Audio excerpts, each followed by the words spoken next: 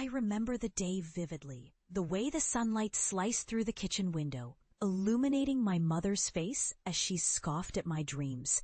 I was 17 then, brimming with fervor and ambition, clutching a sketchbook filled with my hopes. I had poured my soul into those pages, drawing fantastical worlds and vibrant characters, convinced they could spark joy in others. But all I found was ridicule. "Daniel, come on! You really think you can make a living off painting?" My father's booming voice filled the kitchen, sending a jolt of humiliation through me. "You're embarrassing us. Go to college. Get a real job." My heart sank deeper with every word. The laughter from my siblings stung like knives. How could they not see the beauty in what I wanted to create? Instead, they saw only a failure waiting to happen. That day, I made a choice.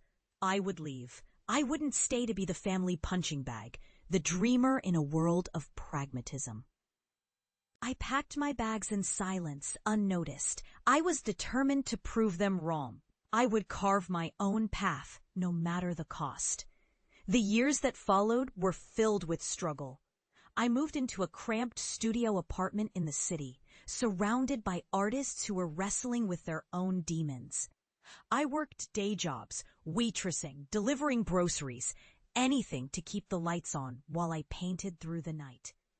Every brushstroke bled the intense longing I felt to be seen, to be validated as an artist. Each creation was an act of defiance against the naysayers, a testament to my resilience. Days turned into weeks, weeks into years. I painted in coffee shops, galleries, and anywhere I could find an audience. My hands became calloused, my sleep-deprived eyes grew heavy, but with every piece, the whispers of doubt from my family faded. The world began to notice. I organized my first gallery showing and braced myself for the inevitable rejection, the familiar sting of mockery. But instead, the room filled with awe. My paintings, once just dreams in a sketchbook, danced with life on those walls. Strangers became collectors. Words of praise floated around like confetti. It was exhilarating, intoxicating. I won a few awards, garnered media attention, and opened a small studio where I invited young artists to create without judgment. My works began to sell for prices that made my head spin, but the sweetest moment came when I received a prestigious invitation to showcase my art nationally. It had been years since I had stepped foot in that house, the one that had sheltered my childhood dreams only to suffocate them. But now I held the key to my own success. I was no longer the embarrassed artist, but Daniel, the acclaimed painter whose work hung in galleries across the country. After much thought, I decided to return home for a family gathering. I wanted them to see who I had become. As I parked on the street outside my childhood home, the familiar sight of the peeling paint and cracked mailbox filled me with a strange mix of nostalgia and dread.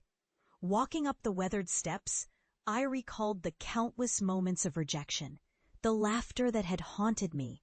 As I knocked on the door, my heart raced like a drum in my chest. The door swung open, and my mother stood before me, her face a canvas of disbelief. "Daniel?" she whispered, her voice barely more than a breath. "Hi, Mom," I said, my voice steady, though I felt the tremor of vulnerability beneath the surface. "Is that really you?" She stepped aside, and I walked into the living room, where my father sat, the television flickering in the corner. His head snapped up, eyes widening in surprise. My siblings followed, their mouths agape. "Wow," my sister finally managed. "Is that really you?" "Yes," I replied, straightening my back. "I'm home." I took a deep breath and shared my journey, the struggles, the heartaches, the triumphs. I spoke about the gallery showings, the awards, and the joy of creating a space for other artists. Their faces morphed from disbelief to awe, and for the first time, I saw them grasp what I had fought for all those years. "Can we see your work?" my brother asked, enthusiasm flickering in his eyes. I nodded and pulled out my phone to show them images from my exhibitions, my heart swelling with pride as I watched them scroll through the vibrant colors and intricate designs. Their laughter had turned to astonishment, the mockery replaced by respect. Then my father, who had been quiet the entire time, finally spoke. I just didn't understand, he said, his voice cracking. I was wrong to doubt you, Daniel. I'm proud of you. His admission hung heavy in the air. A weight lifted. It was a moment of redemption I hadn't anticipated. The power of forgiveness coating the room like a warm embrace.